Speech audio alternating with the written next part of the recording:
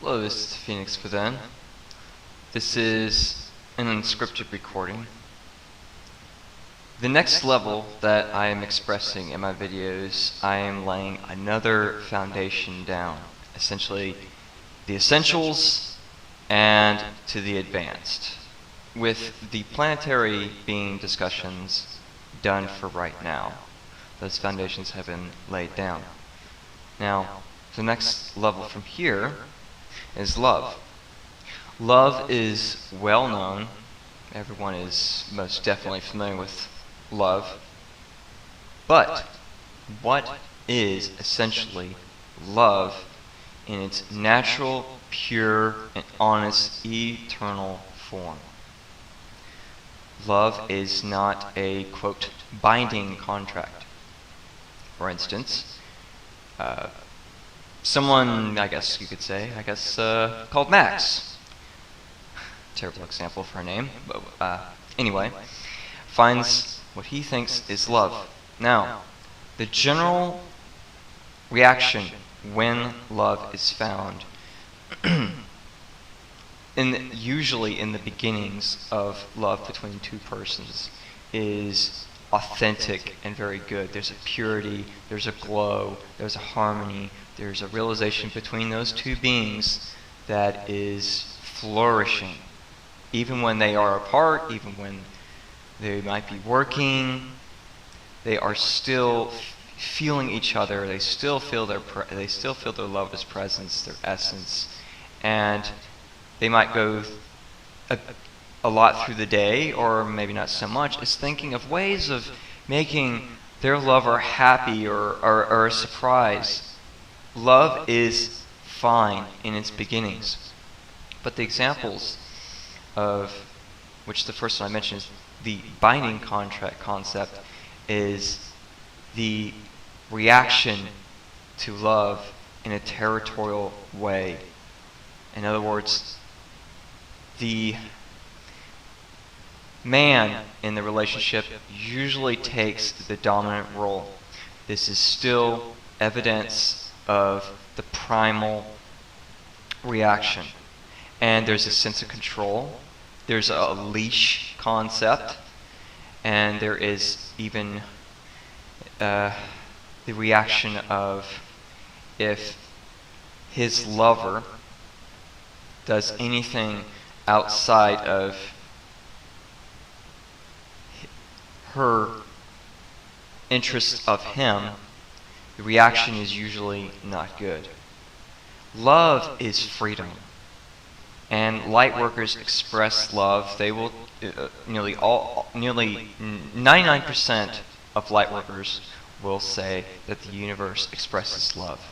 There is no limitations. There are no binding contracts. There are no sacrifices in eternity and in love.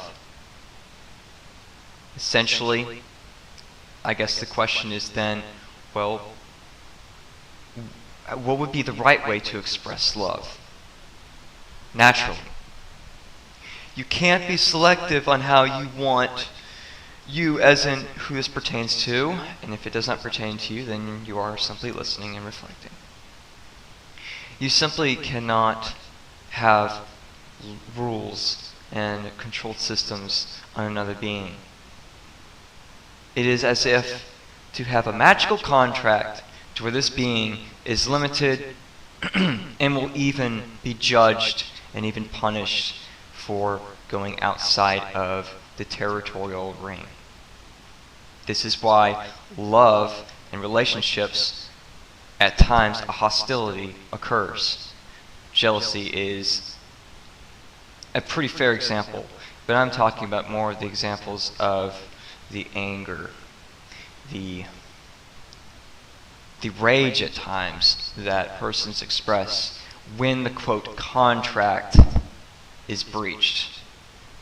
We are beings. We are not bound by any contract. There is no legit rule or law out there that if you are limited, there's no justification behind anything that limits. There is none. Our natural circumstances can only express this. Now with this next level of this discussion of love, I'm going to do a compare and contrast. I usually always do, but I guess I'm just going to specify that for right now. I'm going to compare and contrast. I'm going to go from what's unnatural and what's natural. Love is also, love is also expressed in very abusive ways, in very loose and brittle ways. I love chocolate. I love cars. I love this and that.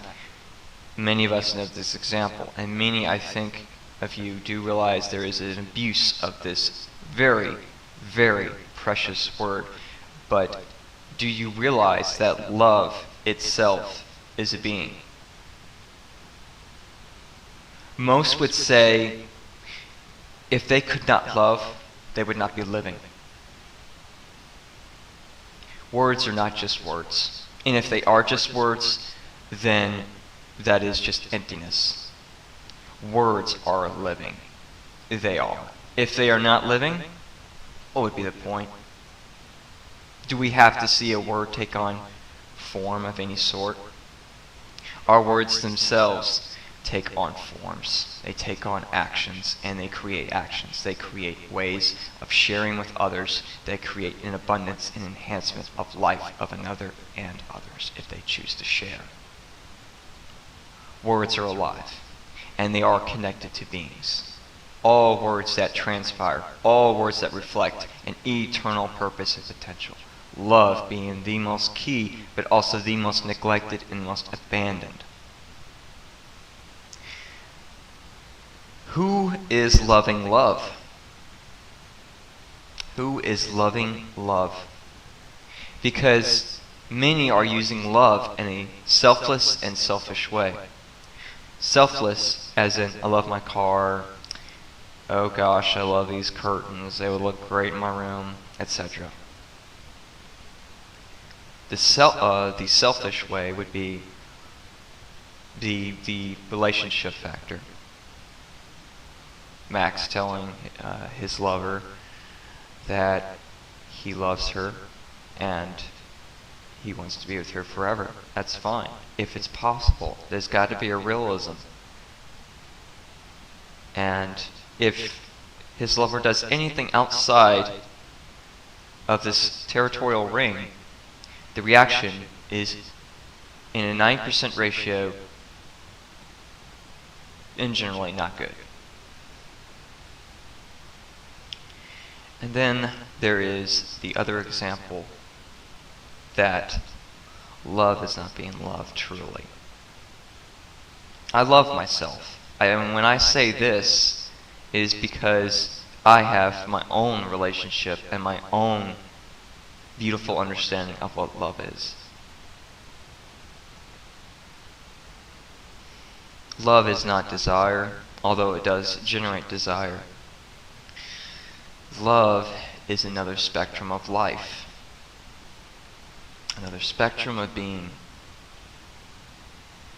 Love, to express love itself, is to express a type or sense of relationship. Your relationship, to whom it pertains to, with words, is a form of love. If you do truly love yourself, then your care of words and your articulation is going to reflect that. I'm not trying to push any words too fast, so if I hesitate for a while, that is because I am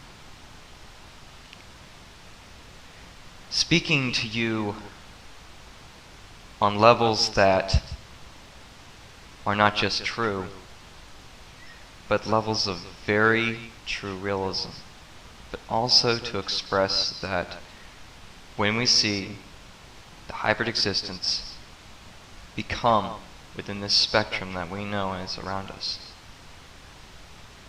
you're going to see love in a very, very different way. Now, I'm sure you realize the conspiracy. Okay, if